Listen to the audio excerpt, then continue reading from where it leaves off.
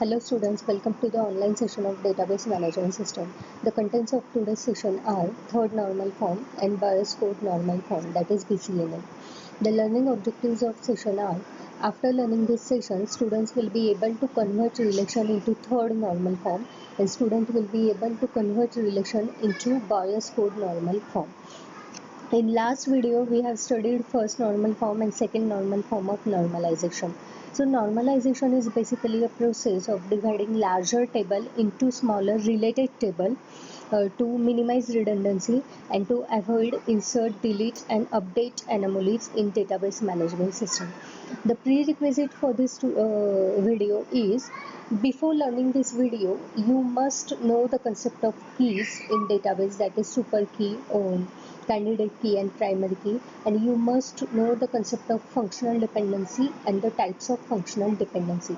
If you carefully learn the concept of keys and functional dependency, then you can easily understand the concept of normal forms or the concept of normalization, and you will be able to decompose your relations. Okay, so first we'll see what is third normal form. A relation is in a third normal form if it is in second normal form and if it does not contain any transitive functional dependency. Okay, so when we say a relation is in third NF or in third normal form, then that relation is satisfying these two conditions. Okay, so transitive functional dependency means if your relation consists of three attributes, for example A, B and C. If A determines B and B determines C, if these are the functional dependency, A determines B and B determines C, then indirectly A determines C through B. So this is called transitive functional dependency. So if you want your relation to be in a third normal form, then there should not be any transitive functional dependency. That is, no non-prime attribute is dependent on another non-prime attribute. Okay, so these are the conditions for third normal form. See, here it is written that if A determines B and B determines C, if these are the functional dependency, then A determines C is a transitive functional dependency which is not allowed in third normal form. Okay, now consider if functional dependency A determines B. If it is a functional dependency in third NF, then if A is a prime attribute. Now in last video we have already studied what is prime attribute and what are non-prime attribute. The attribute which is a part of candidate key is called as a prime attribute, and the attribute which is not a part of any of the candidate keys, those type of attributes are called as non-prime attribute. Okay, so see, if functional dependency is given, that is A determines B, then if A is a prime attribute, then B can be either prime attribute or non-prime attribute. Means in third NF, any attribute which is a prime attribute, that attribute can determine prime attribute or non-prime attribute. Okay, otherwise if A is a non-prime attribute, okay, see, if A is not a key in this relation, in this functional dependency, then B cannot be a non-prime attribute. B must be prime attribute only. Okay, it means that if you want your relation in third normal form, then there should not be any functional dependency like non-prime attribute is determining non-prime attribute. Okay, see, when we write functional dependency A determines B, then here the left hand side of functional dependency, that is A, is a determinant, and the right side of functional dependency, that is B, is a dependent. Okay, so in third normal form we don't want this, that determinant and dependent both are non-prime attribute. Okay, so determinant, if determinant is a non-prime attribute, then dependent will not be a non-prime attribute. Okay, so this is third normal form. And both determinant and dependent must not be non-prime attribute. Okay, now let's take one example for this.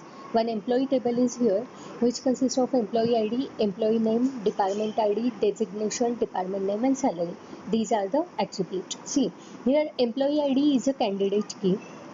Employee ID is the only attribute which can identify each row uniquely.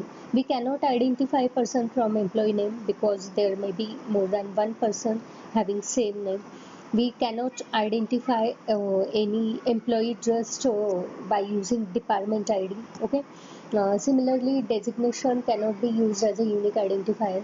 Department name or salary, these two attributes can also not be used as a unique identifier. So here we have only candidate key, that is employee ID.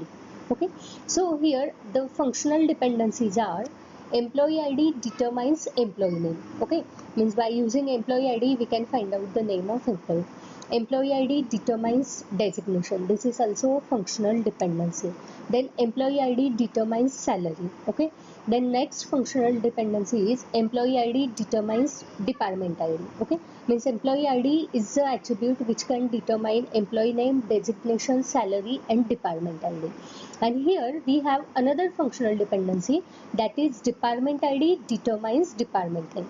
If we say department ID is D1, then we can easily find out the name of department. From from department ID D2, we can easily say marketing is the name of department D2. Okay. So here it contains a transitive functional dependency as employee ID determines department ID and department ID determines department name. Now see, department ID and department name both are non-prime attribute. Okay, so we don't want this type of functional dependency in third normal form. So here employee ID determines department name and department ID determines department name. So if employee ID indirectly determines department name. Okay, so this is the transitive functional dependency. We need to remove this transitive functional dependency from this table, then only this table will be in a third normal form. Now let's see how to remove this transitive dependency. So to remove this transitive dependency, we can divide this larger table into two tables. So here I have divided this table into two. First table is an employee table which consists of employee ID, employee name, department ID, designation, and salary. These are the attributes.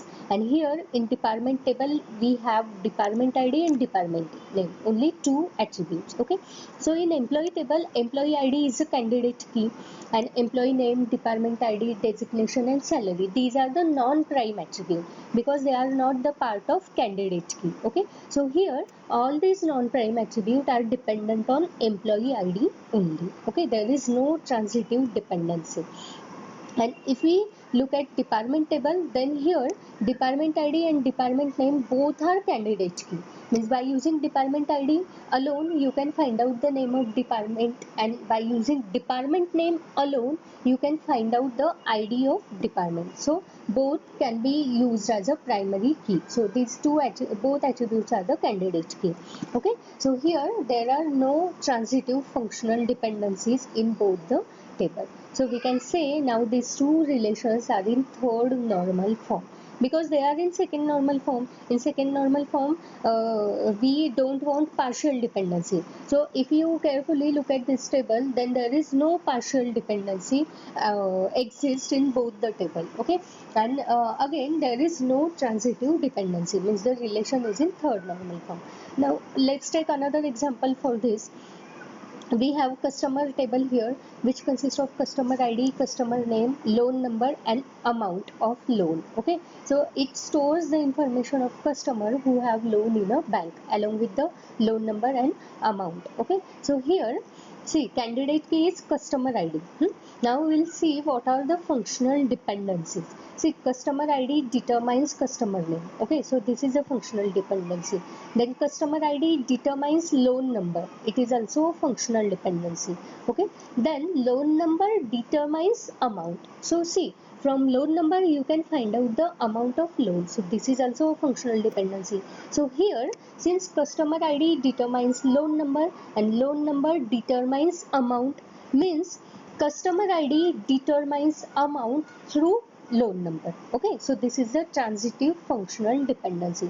So we don't want this transitive functional dependency. So here we can again create two tables from this single table to avoid this transitive functional dependency. Means we are dividing larger table into smaller related tables. Okay, this is called normalization, and by this normalization process we are converting relation into third normal form. So here we have converted this relation into two relations. First is customer, which consists of customer ID, customer name and loan number. Here if you look at this customer table, then customer ID is the only candidate key on which customer name and loan number is dependent. Okay, so no non-prime attribute is dependent on another non-prime attribute. All non-prime attributes are dependent only on the candidate key. And here in loan table also we have two attributes, loan number and amount. Here loan number determines amount, means amount is a non-prime attribute and loan is a prime attribute, and non-prime attribute, that is amount, is dependent only on prime attribute, that is on a loan number. So here these both tables don't have any type of transitive functional dependency. They are in third normal form. Okay, now let's see what is Boyce Codd normal form. So a relation is in Boyce Codd normal form, that is in BCNF, if it is in third NF and if determinant of each functional dependency is a super key. Okay, so here if we want our relation to be in a BCNF, then that relation must satisfy these two properties. That is, the relation must be in third normal form, and the left hand side, that is the determinant of each functional dependency in a relation, must be a super key. That is, if we have functional dependency A determines B, then A must be a super key. B can be a prime or non-prime attribute, but A must be a super key. Okay, so this is the condition for Boyce Codd normal form. It is an extension of third normal form. That's why it is also called as 3.5 normal form. It is an advanced version of third normal form. Okay, so see, here we have one student table which consists of three attributes: student ID, course and teacher. Okay, so here one student can enroll for more than one course, and one course can be taught by more than one teacher, and one teacher can teach more than one course. Okay, so this is a student table. So here we have functional dependency, student ID and course combinedly determines teacher. Okay, so this is the candidate key, which is a composite candidate key. Composite candidate key or composite key is a key which consists of more than one attribute as a determinant. Okay, so here the left hand side of our functional dependency is student ID and course, that is the determinant, and the right hand side is teacher, which is a non-prime attribute. Okay, so this is the functional dependency. Here we can find out the value of teacher from student ID and course, this combination. Okay, but if we carefully look at this table, then here we can find out the course name from teacher name also. Okay, here we can find out the course name from teacher name also. Okay, so this is not a valid functional dependency, that is course name is dependent on teacher name. Okay, so here to avoid this problem, we can divide this relation into two relations. First is student and course, and second is teacher and course. So my first relation consists of student ID and course name, and second relation consists of course name and teacher. Okay, so now our problem is solved. That is, in first figure, student ID and course, this is a combined candidate key. Okay, no non-prime attribute is there.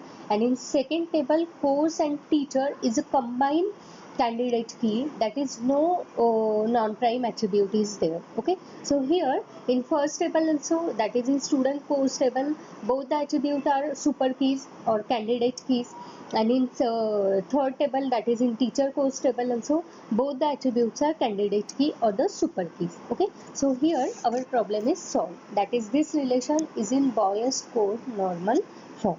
Okay, now we'll see all the normal forms once again.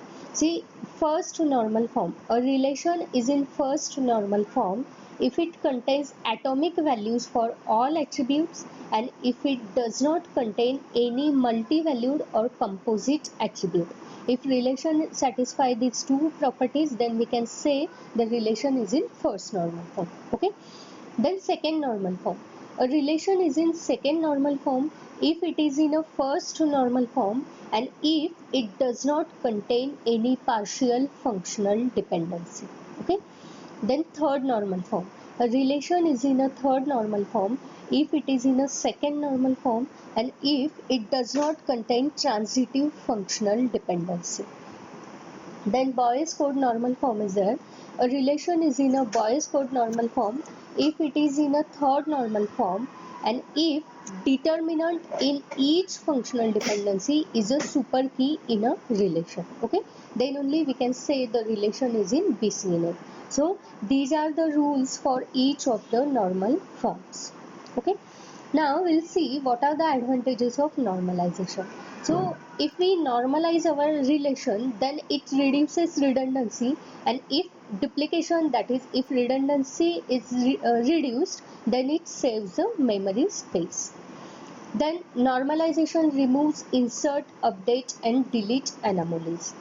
By using normalization, it is easy to maintain tables as database structure is simplified. Okay, see, it is always simple, or it is always easy to maintain smaller tables instead of managing larger table with number of attributes. Okay, then normalization helps to preserve consistency and integrity of data. We can ensure consistency and integrity property of data by normalizing the relation. Data searching time also takes less time. If we have smaller relation, then it will take less time to search data from the relation. Okay, instead of searching data from larger relation. Then normalization has some disadvantages also. First disadvantage is it requires more time to retrieve data from more than one table using join condition. See, here in normalization we are dividing larger table into smaller tables. Okay, so when we want to access data, when we want to retrieve data from more than one table, then we need to use join condition or we need to use nested queries. Okay, so in that case it requires more time to fetch data, or it requires more time to execute the query. So this is a disadvantage of normalization. Again, complex queries need to be written while fetching data from multiple tables. See, in normalization, when you want to retrieve data from single table, then it takes less time, and the query syntax will be, or the query will be very easy to fetch data from single table. But when we want to retrieve data from more than one table, it will require a complex query, and complex queries execution requires more time as compared to simple query execution. So these are the disadvantages of normalization. Now see, it is not always required to normalize the relation. Sometimes we want normalized relation, but in some cases denormalized relation is beneficial than normalized relation. Now we'll see where to use normalized relation and where to use denormalized relation. So OLTP system most often requires a normalized database system. Okay, see, OLTP is what? It is a online transactional processing. Online transactional processing provides software for online transactions. Okay, so online transaction processing means what? It performs frequent insert, delete and update operations on data. For example, banking transaction, railway or airlines reservations. When the system where we perform frequent online transactions, it's called as a online transactional processing. So when we want to perform such a insert, delete and update operations frequently on a data, then we want normalized relation. In that case, we want smaller tables instead of larger table. Okay, so because in smaller table, in normalized relation, we don't have any insert, delete and update anomalies. So for such a type of frequent operations in OLTP, we require normalized database. But in OLAP, that is in online analytical processing, we require denormalized relation. Okay, online analytical processing, that is OLAP, provides a tool for online analytical processing of data stored in a data warehouse. See, data warehouse is a place, or data warehouse is a system where large amount of data is stored, where number of databases are stored. Okay, so whenever we want to work with data warehouse, we require denormalized relation, that is we require larger relation for analysis. Okay, so OLAP uses complex queries to perform analysis of data, and these type of OLAP tools are used mainly for the data mining purpose, where we have large amount of data in data warehouse and we don't use that data for insertion, deletion or updation operation. Okay, that data warehouse data is used mainly for the data mining purpose. That is, that type of data is used to find out the meaning of data, or the data which is used to find out, which is used for some analysis purpose to increase the profit of any business. So in that case, that is in OLAP, we use denormalized database. Okay, so this is all about today's session. In today's session, we have studied third normal form and BCNF of normalization. Okay, so see, in third normal form, we don't want transitive functional dependency. So it is generally when we have less number of attribute in a database or in a relation, then we can normalize relation up to third normal form. And after third normal form normalization, the relation will be in a final stage. That is, after third NF, there will be no requirement to again normalize the relation. So all those relations that are in third NF are also in BCNF. Okay. See, the relation which is in third NF is also in a BCNF. BCNF is a rare form of normalization. Okay, there rarely we can find out the tables which are in third NF but not in BCNF. Okay, so all the relations that are in third NF are BCNF also. So this is all about today's session. Thank you.